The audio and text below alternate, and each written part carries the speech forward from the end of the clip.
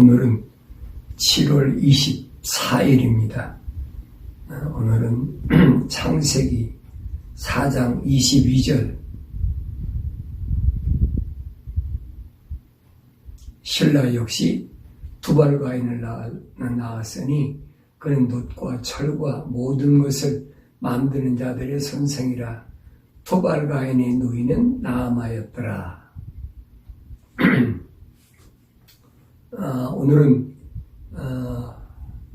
성막에 왜 잘못됐나, 모세가 시내산에서 천사를 통하여 받은 성막과 계명, 이것들이 솔로몬 시대에 와서 어떻게 변천됐나, 왜 잘못됐나, 그 원인을 구체적으로 한번 상고하는 그런 시간을 갖도록 하겠습니다. 모세가 성막을 지을 때 동원된 사람을 성경은 자세히 우리한테 기록하고 있습니다. 출애굽기 31장 1절부터 보면 주께서 모세에게 일러 말씀하시기를, 보라, 내가 유다 지파 호르의 손자요 우리의 아들인 부살르엘을 지명하여 불렀노라. 내가 그를 하나님의 영으로 충만케 하여 지혜와 명철과 지식과 여러 가지 기술로서 정교한 기술을 고안하여 금과 은과 노수로 만들게 하며 또 보석을 깎아 물리며 나무를 새겨서 온갖 기술로서 일하게 하였노라. 내가 단 지파의 아히사막의 아들 아홀리압을 그와 더불어 주고 현명한 마음을 지닌 모든 사람의 마음속에 지혜를 넣었도다. 이는 그들로 내가 너희에게 명령한 모든 것을 만들게 함이니 회중의 성막과 증거궤와 그 위의 자비석과 성막의 모든 기구들이며 상과 그 기구들과 금 순금 촛대와 그 모든 기구들과 향단과 번제단과 그 모든 기구들과 물대와 그 다리와 제사장 직분으로 섬길 때 입는 예복과 제사장 아론의 거룩한 의복과 그의 아들들의 의복과 붓는 기름과 성소의 향기로운 향이라. 내가 네게 명령한 모든 것을 따라 그들이 행사할지니라 하시니라. 아멘. 거기 보면은 모세가 시내산에서 하나님의 명을 받고 천사를 통하여 받은 성막에 대하여 자세히 이제 어떻게 이걸 지을 것이냐. 그런데 설계도면은 받았는데 누가 일할 것이냐, 누가 일할 것이냐. 거기 보니까 2절에 보니까 내가 유다 지파 호르의 손자요 우리 아들인 부살리엘을 지명하여 불렀노라. 내가 그를 하나님의 영으로 충만케 하여 지혜와 명철과 지식과 여러 가지 기술로서 정교한 기술을 고안하여 금과 은과 노수로 만들게 하며 또 보석을 깎아 물리며 나무를 새겨서 온갖 기술로서 일하게 하였노라. 그랬어요. 제일 우두머리는 누굴 세웠느냐? 유다 지파에. 그랬어요. 유다 지파. 지난 시간에 말씀드렸어요. 왜 맏아들 루벤을 택하지 않고 유다를 이제 맏아들로 삼았느냐 하는 부분은 제가 말씀드렸습니다. 여기서도 보니까 하나님의 성전을 질 때 야곱의 큰아들 루벤이 아니라 네 번째 아들 유다 지파라 그랬습니다. 유다 지파 호르의 손자여 우리 아들인 부살리엘을 지명하여 불렀더라 그랬어요. 왜 부르셨느냐? 내가 그를 하나님의 영으로 충만케 하여 지혜와 명철과 지식과 여러 가지 기술로서 그랬습니다. 자, 이게 보면 하나님의 영으로 충만한 자, 하나님의 영으로 충만한 자, 그에게 하나님은 뭘 주시냐? 지혜와 명철과 지식과 여러 가지 기술로서 그랬어요. 그러니까 하나님의 영으로 충만해서 하나님의 거룩한 성막을 짓는 일을 총괄하는 그 사람을 이제 여기서 말씀하셨는데, 그 다음에 보면은 6절에 보면 내가 보라, 내가 단지파의 아히사막의 아들 아홀리압을 그와 함께 더불어 주고 현명한 마음을 지닌 모든 사람의 마음속에 지혜를 넣었도다. 이는 그들로 내가 너에게 명령한 모든 것을 만들게 함이니 그랬습니다. 여기서 보면 이제 단지파 중에서 사람을 선택했는데 누구냐? 아히사막의 아들 그랬어요. 이 부분을 잘 보셔야 돼요. 아히사막의 아들 아홀리압을 그와 함께 더불어 주고 그랬어요. 그러니까 단지파에서 누구를 선택했느냐? 아홀리압을 하나님이 선택하셨다. 그 다음에 현명한 마음을 지닌 모든 사람의 마음속에 지혜를 넣었도다.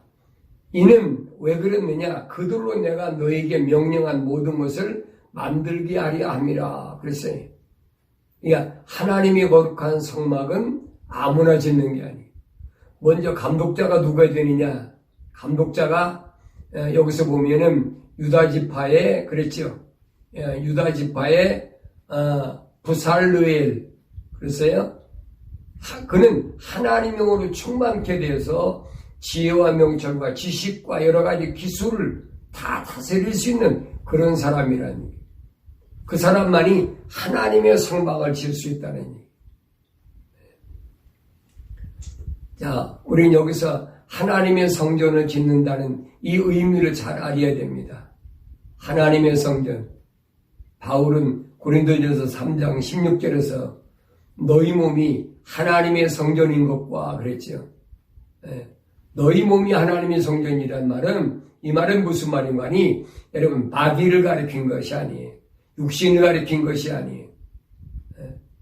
이 바디 안에 있는 뭡니까? 하나님의 거룩한 생명의 호흡. 창세기 2장 7절에 보면 하나님의 생명의 호흡으로 지음받은 혼이란 말이에요. 그 사람 안에 무엇이 들어있냐? 그 사람을 성경에서는 뭐라고 그럽니까? 영어 성경에서는 A living soul이라고 그랬어요. 살아있는 혼이라. 하나의 살아있는 혼. 그 혼 안에 뭐가 들어야 되느냐? 하나님의 거룩한 홀리 스피릿, 성령이 들어오셔야 그게 완전한 사람이다. 하나님의 형상을 닮은 사람이다. 그래서 제가 말씀드릴 때 언제든지 아담은 미완성된 사람이다. 불완전한 사람이다. 말씀드린 이유가 바로 그겁니다. 그래서 이것이 왜 잘못됐느냐 하는 부분을 좀 설명하기 위해서 제가 이 성막론에 대해서 말씀을 드리는 겁니다. 그러면서 이들은 뭐 하느냐? 회중의 성막과 증거교와 그 위에 자비석과 성막의 모든 기구들이며 그랬습니다. 회중의 성막과 증거교와 그 위에 자비석과 성막의 모든 기구들이다. 그래서 이게 성막이에요, 성막. 성막인데 여기에 성전과 지성소가 있죠. 성소와 지성소. 이 안에 있는 모든 것들을 함부로 사람이 지혜로 만드는 것이 아니에요. 하나님의 거룩한 영으로 만들어져야 된다는 거예요. 그래서 이 사람들에게는 하나님의 영을 불어넣어서 아주 정교하게 하나님 마음에 합하게 그렇게 만들어져야 된다. 그래서 성막과 증거교와 그 위에 자비석과 성막의 모든 기구들이다 그랬어요. 그럼 그 다음에 여기 보니까 상과 그 기구들과 순금 촛대와 그 모든 기구들과 형단과 번제단과 모든 기구들과 물대야와 다리와 번제단과 그 모든 기구들과 제사장 직분으로 섬길 때 입는 예복과 제사장 아론의 거룩한 의복과 그의 아들들의 의복과 붓는 기름과 성소의 향기로운 향이라. 내가 네게 명령한 모든 것에 따라 그들이 행할지니라 그랬습니다. 이 말씀을 보면은 뭐라고 설명하고 있느냐? 여기서 그 짓는 모든 것들뿐만 아니라 기름, 붓는 기름과 성소의 향기로운 향까지도 내가 네게 명령한 모든 것을 따라 그들이 행할지니라 그랬습니다. 그러니까 사람의 생각으로, 사람의 마음으로 뭐 아름답게, 귀하게 그렇게 짓는 것이 아니에요. 가장 귀중한 게 거룩하게 지어야 된다. 우리 속에도 마찬가지. 하나님의 성전이 되려면 하나님의 뭐가 들어야 되느냐? 살아있는 호흡. 살아있는 호흡을 다른 말로 표현하면 거룩한 생명의 호흡으로 내 안에서 living soul. 그렇게 하나의 혼으로 지어져야, 그래야만이 하나님의 영이 내 안에 들어와서 하나님이 기뻐하시는 아름다운 성전이 되어진다 그랬어요. 그래서 하나님의 성전은 아무나 짓는 것이 아니다. 이 하나님의 성전을 중심으로 해서 이스라엘 백성은 뭐 했습니까? 광야를 통과했잖아요. 그러니까 엄청난 시련이 있는 광야를 통과하고 요단강을 건너가지고 가나안 땅에 도착할 때 그 가나안 땅에 도착하기 전에 그들을 가로막고 있던 여리고 성읍이라는 엄청난 그 성읍도 무너뜨려 버리고 뭐 크고 작은 성읍 다 물리쳐 버리고 소위 말하면 하나님의 거룩한 법궤가 있는 성막이 지나가는 곳에 가로막고 있는 것들은 하나님께서 싹 쓸어버렸어요. 그리고 하나님은 아브라함에게 약속하신 땅으로 그들을 인도하셨다. 다시 말하면 이 말은 무슨 말인가 하니 이스라엘 민족은 적지만 그 규모는 작지만 하나님의 거룩한 약속으로 만들어진 민족이다 하는 겁니다. 오늘 하나님의 성전인 각 사람도 마찬가지예요. 보잘것없어. 세상에서 볼 때는 보잘것없어요. 뭐 비천하고 많이 배우지도 못하고 하찮은 것 같아. 세상적인 눈으로 볼 때는 그래. 마치 이스라엘 민족이 그렇게 여겨졌던 것처럼 오늘날도 마찬가지. 하나님의 성전으로 지어지려면 세상에서 절대 그 사람이 이름이 있고 그 사람이 명예가 있고 그 사람이 권세가 있고 그 사람이 뭐 세상에서 우두머리가 되고 그거 아닙니다. 여러분. 중요한 것은 기독교의 가장 핵심은 뭐냐면 하나님의 영이 함께하는 하나님의 성전으로 지어지냐는 거예요. 이 하나님의 성전으로 지어진다는 것이 내 인생에서 가장 중요한 핵심적인 것 중에 핵심이에요. 그러려면 지을 때부터 올바로 지어야 된다 하는 거예요. 그래 제가 말씀드린 거 처음부터 하나님의 말씀으로 올바로 지어진 사람에게 예수님께서는 그를 택하셨다는 거예요. 부르시고 택하시고 신실하게 하시고 이게 단계가 나눠졌잖아요. 부르셨다는 말은 많은 사람들을 뭘로 부르요? 복음으로 부르셨어요. 그 복음 뭡니까? 베드로가 고백하잖아요. 주는 그리스도시요 살아계신 하나님의 아들이라는 그 고백 외에 세워진 교회, 그 하나님의 성전, 그 성전은 어떻게 지어져야 되느냐 하는 부분을 지금 여러분에게 말씀드리고 있는 겁니다. 그것은 그냥 되는 것이 아니라는 거예요. 반드시 생명의 호흡, 살아있는 혼으로 된 그런 사람이 하나님의 성전으로 지어질 수 있다. 거룩은 하나님의 약속을 믿고 명령을 순종할 때만이 존재하게 됩니다. 그전엔 존재할 수가 없어요. 근데 우리가 지난 시간에 말씀드렸잖아요. 솔로몬은 다윗 왕을 결성해서 성전을 지을 때 동원된 사람을 보면은 우리가 너무나 잘 알지요. 지난 시간에 제가 읽어드렸는데 역대하 2장 11절에 보면 그러자 투로왕 후람이 그에 답변하여 솔로몬에게 보냈으니 단의 딸들 중 한 여인의 아들이요 그의 아버지는 투로 사람이라 그랬어요. 여기 보면 아까 하나님의 성전을 줄 때 모세는 단의 아들 중에 그랬어요. 아올리압이라는 아들인데 여기 보면 여기서는 솔로몬의 성전을 줄 때는 단의 딸들 중 한 여인의 아들이요 그의 아버지는 투로 사람이라 그랬어요. 네. 그러니까 이건 하나님의 성전을 지을 수 없는 사람이에요. 왜? 투로 사람이죠. 투로는 누굽니까? 사탄, 루시퍼의 세력이거든요. 성경을 올바로 잘 보세요. 그래서 에스겔서 28장 12절에 보면 투로왕에게 애가를 치라. 그랬잖아요. 투로왕의 애가를 치라. 왜 슬픔을 칩니까? 그게 루시퍼가 멸망한 걸 설명하고 있는 거예요. 그동안 제가 쭉 설명해 왔어요. 하나님 말씀은 성경을 올바로 하려면 루시퍼를 알아야 된다. 그 세력이 세상에 와서 무슨 일을 하고 있는지, 우리가 루시퍼의 세력 아래에 세상에 들어가가지고 지금 어떻게 살고 있는지, 그 세력 안에서 하나님의 성전으로 지어지는 것이, 다시 말하면 부르심을 받은 자들, 그리고 하나님의 성령으로 결합된 자, 그게 소위 말하면 교회, 에클레시아라는 말인데, 그 부르심을 받은 자들에게 거기서 성령이 내주하셔야 그게 주님의 신부가 된다 그랬어요. 신부인 교회. 교회 중에도 부르심을 받은 중에도 택함 받은 자들과 택함 받지 못한 자들이 딱 나눠져 있어요. 그 부분은 제가 종말론을 말씀드리면서 말씀드렸어요.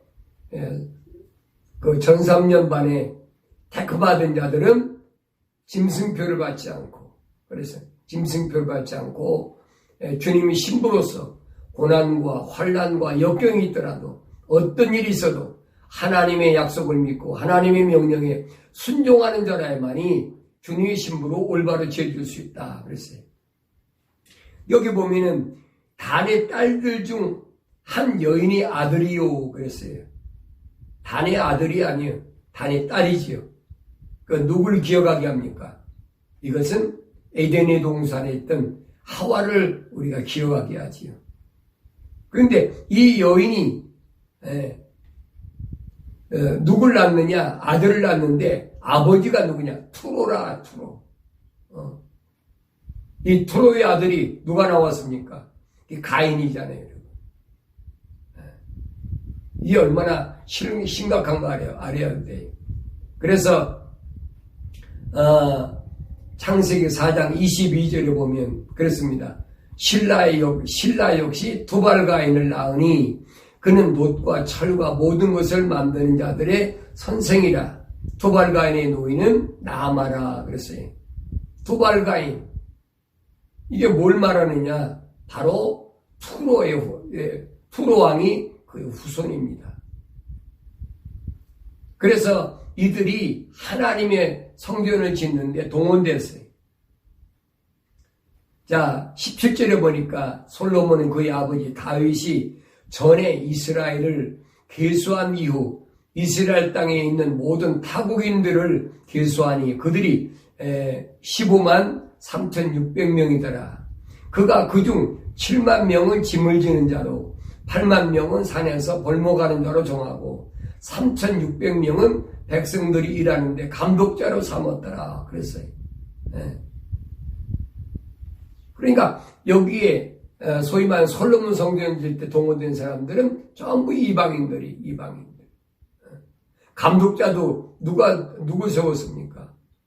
모세가 지은 태보네클 성막은 누가 이제 유다 지파에 아까 설명드렸죠. 유다 지파의 그 우리 아들인 부살리엘이 총 감독자였어요. 근데 여기서 보면은 이방인들, 소위 말하면 15만 명, 여기 보니까 15만 3,600명인데 7만 명은 짐을 지는 자, 운반하는 자들이죠. 8만 명은 산에서 벌목하는 자로, 그리고 3,600명은 백성들 일하는데 감독자로 삼았더라 그랬어요. 여러분, 하나님의 성전을 짓는 곳이 어디라고 그랬어요?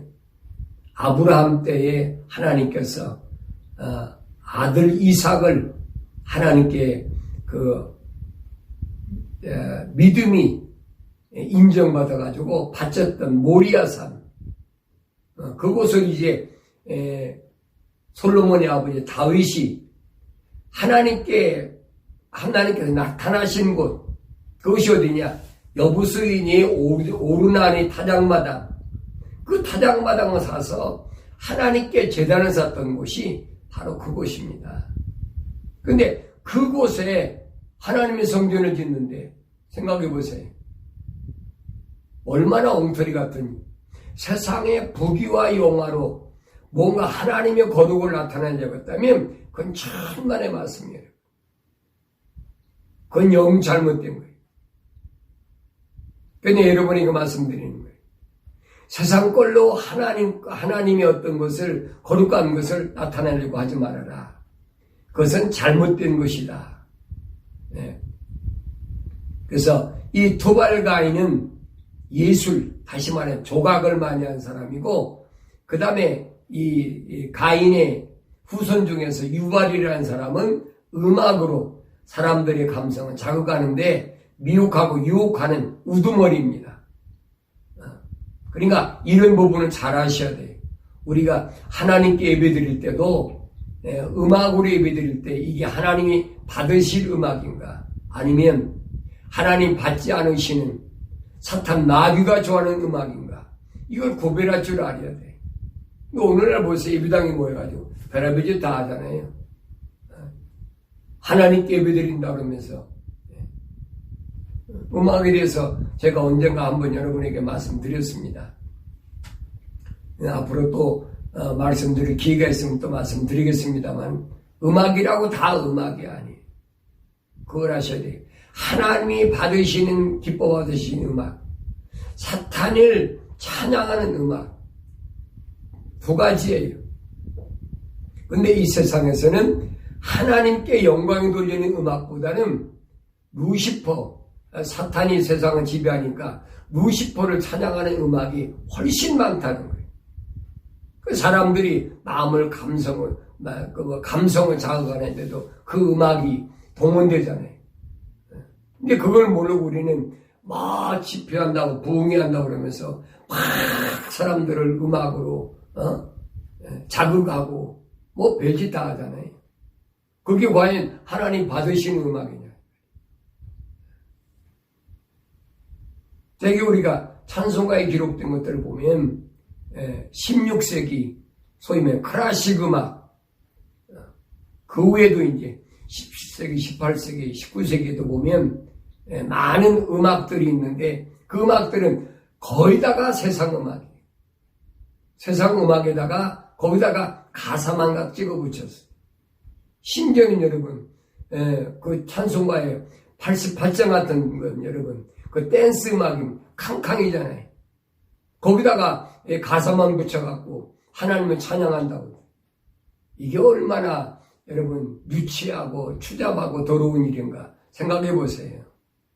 우린 그 속에 속아서 살아왔어요. 그러면 앞으로도 그렇게 계속 살아야 되겠느냐? 안 된다는 거예요. 자, 그러면 이들이 이렇게 혼돈하게 만드는, 소위 말하면 루시퍼의 세력이 만든 이 성전을 지어놓고 이 솔로몬 왕이 어떻게 됐느냐? 자, 열왕기상 11장 1절에 보니까, 그러나 솔로몬 왕이 파라오의 딸과 더불어 타국 여인들을 사랑하였으니 모압인들과 암몬인들과 에돔인들과 시돈인들과 히딘들의 여인들이라 그랬어요. 5 여인, 모압, 암몬, 에돔, 시돈, 히딘, 이 여인들과 얼마나 많습니까? 그 많은 이방 여인들을 왕비로 얼마나 삼았어요? 700. 첩으로, 후궁으로 300. 이 기가 막힌 얘기죠. 그러면 모압과 암몬은 누구냐? 모압과 암몬은 아브라함의 조카 롯. 지난번에 잠깐 제가 언급했죠. 아브라함이 하나님 명령을 받고 떠날 때, 하란을 떠날 때 하나님이 명령하셨잖아요. 내 친척 아비 집을 떠나라. 근데 어떻게 애비가 없는 조카 롯을 버려둘 수가 없으니까 인정 때문에 그를 데리고 왔는데 가나안 땅에 와가지고 너무 커지니까 그러니까 그 소돔과 고모라로 롯을 갖고 나중에 소돔과 고모라가 불로 멸망하잖아요. 그건 뭐 불로 멸망한 내용은 여러분이 너무 잘 알잖아요. 최고로 타락한 것이 뭐냐? 그 동성연애잖아요. 아주 동성연애가 극심했었어요. 그 소돔과 고모라. 그 지금도 세상도 마찬가지. 이 멸망할 때가 얼마 남았다.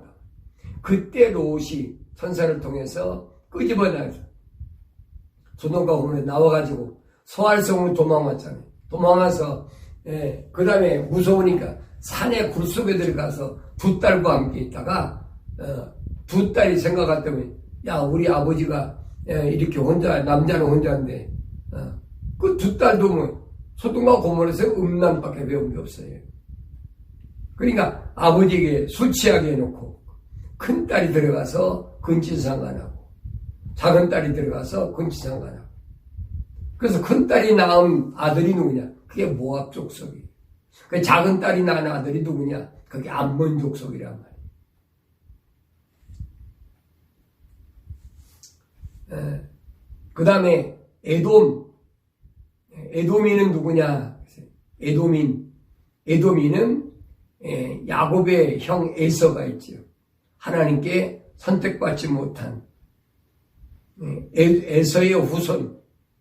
그래서 이들은 하나님 백성은 이스라엘 백성이 출애굽해가지고 가나안 땅에 들어가려고 할 때에 그 길을 가로막았던 사람. 그 다음에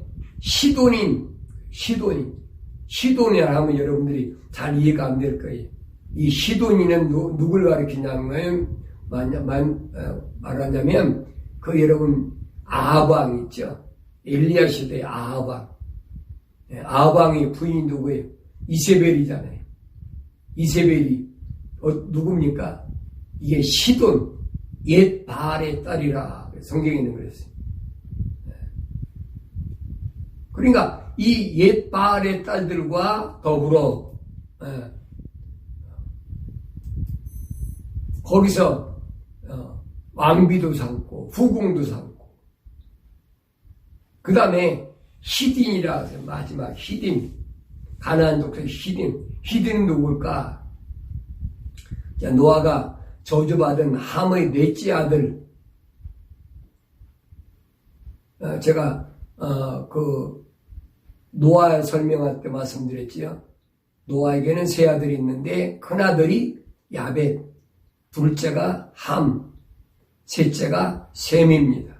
그래서 하나님이 노아를 통해서 그 아들들에게 노아가 축복할 때 그 큰 아들 야벳에게는 세상의 물질적인 것을 이제 복을 주셨고 두 번째 함의 아들 막내 아들인 셈에게는 천상의 복을 주셨다 그랬어요. 그리고 함은 이제 형과 아우의 종이 되게 했다. 그 형과 아우의 왜 종이 됐느냐 그지? 중간인데 그 원인을 노아를 보면 함을 저주한 것이 아니라 함의 넷째 아들 가나안을 저주했어요. 이 함이 무슨 일을 했습니까? 성경에는 뭐라고 해요? 아버지 노아가 발가벗은 것을 이제 들춰냈다. 우리는 그냥 세상적으로 아버지 하체를 보았다. 맨날 설명하다 그렇게 설명하잖아요. 근데 성경은 그게 아니잖아요. 성경은 이 근친상간을 뭐라고 그랬습니까? 아버지의 하체를 보면, 아버지의 하체를 본 것은 아버지의 치마를 둘쳤다. 다시 말하면 어머니와 근친상간하는 것을 아버지의 하체를 들쳤다라고 그렇게 레위기가 설명하고 있어요. 나중에 노아가 함을 저주한 것이 아니라 함의 넷째 아들 가나안을 저주했어요. 이 근친상간은 저주받은 가나안이 누구냐? 그게 히딘입니다. 여러분들이 이런 부분은 잘 모르실까봐 제가 말씀드리는 거예요. 이런 5종류의 이방인, 우상 섬기고 근친상간하고 세상에 못된 것들은 다 여기다 모였어요. 근데 그들 중에서 솔로몬이 왕비가 700이요 후궁이 300이라. 그래서 그의 아내들이 그의 마음을 돌이켰더라. 4절에 보니까 솔로몬이 늙자 그의 아내들이 그의 마음을 돌이켜 다른 신들을 따르게 하였더라. 그의 마음이 아버지 다윗의 마음처럼 주 그의 하나님과 더불어 온전하지 아니하였으니 이는 솔로몬이 시돈인들이 여신 아스토렛을 따라가고 암몬인들이 가증한 것인 밀콤을 따랐으며 솔로몬이 주의 목전에서 악을 행하였고 그의 아버지 다윗이 행한 것처럼 주를 완전히 따르지 아니했더라 그랬어요. 그때 솔로몬이 예루살렘 앞에 있는 산에 모압의 가증한 것인 크무스를 위하여 산당을 짓고 또 암몬 자손이 가증한 것인 몰렉을 위하여 산당을 지었으며 또 그가 타국 아내들을 위하여서도 그와 같이 하였으니 그들이 신들에게 분향하고 생제를 드렸더라. 솔로몬의 마음이 이스라엘 주 하나님으로부터 돌이켜진 까닭에 주께서 그에게 진노하시니라. 주께서 전에 그에게 2번 나타나셔서 이 일에 관하여 명하시어 그가 다른 신들을 따라가서는 안 된다고 하셨는데도 그가 주께서 명령하신 것을 지키지 아니했으므로 주께서 솔로몬에게 말씀하시길 내가 이 일을 행하여 내가 네게 명한 나의 언약과 규례들을 지키지 아니했으니 내가 반드시 네게서 왕국을 찢으리라 그랬어요. 그러나 모든 왕국은 찢지 아니하고 내 종 다윗과 내가 택한 예루살렘을 위하여 네 아들에게 한 지파를 주리라 하시니라 그랬어요. 그가 한 지파가 누구예요? 그 유다 지파다. 예, 예루살렘은 유다 지파만 있어요. 예루살렘. 왜 그런가 여러분 아셔야 돼요. 왜 여러 지파 가운데 하나님께서 유다 지파만 하나님의 성전을 짓 때 가장 감독 책임있던 그 지파가 유다 지파란 말이에요. 그리고 하나님의 성전을 관리하는 르웨 지파가 예루살렘에 있었잖아요. 솔로몬이 그렇게 해놓고 회개했습니까? 42절 솔로몬이 예루살렘에서 치리한 기간이 40년이더라. 솔로몬이 그의 조상들과 함께 잠들자 그의 아버지 다윗 성읍에 장사되었으며 그의 아들 여로보암이 그를 대신하여 왕이 되니라. 남과 북이 갈라진 거예요. 남유다는 솔로몬의 아들 르호보암이, 북이스라엘은 여로보암이. 반역자잖아요. 여로보암. 솔로몬에게 반역했던 자잖아요. 하나님이 찢어주신 거예요. 여로보암이 똑똑해준 거 아니에요. 하나님의 계획이 이루어진 거지. 그러니까 우리가 신앙생활할 때 여러분 잘 아셔야 돼요. 두 마음을 품은 자는 정함이 없다. 야고보가 분명히 말했지. 두 마음을 품은 자. 마음이 갈라지면 안 된다. 남유다, 북이스라엘처럼. 그 왜 그렇게 됐느냐? 하나님의 성전을 지어질 때 잘못 지어졌다는 거예요. 모세가 세웠던 해번의 걸 성막처럼 거룩하게 지어졌느냐? 그렇지 않으면 나중에 솔로몬이 이방 사람들 끌어들여가지고 지금 오늘도 마찬가지잖아요. 오늘도 내 마음속에 하나님의 거룩한 호흡으로 생명의 호흡으로 지음받았다면 말입니다. 그 사람은 온전해지는 거지. 그런데 만약에 내 마음속에 이 하나님의 생명업으로 지지 않고 세상의 철학과 과학이라는 이 추악하고 더러운 것들이 내 마음을 점령하고 있다면 그럼 두 마음이 갈라져 버려요. 야고보가 그래. 두 마음을 품은 자는 뭐예요? 정함이 없다. 깨끗함이 없다는 거예요.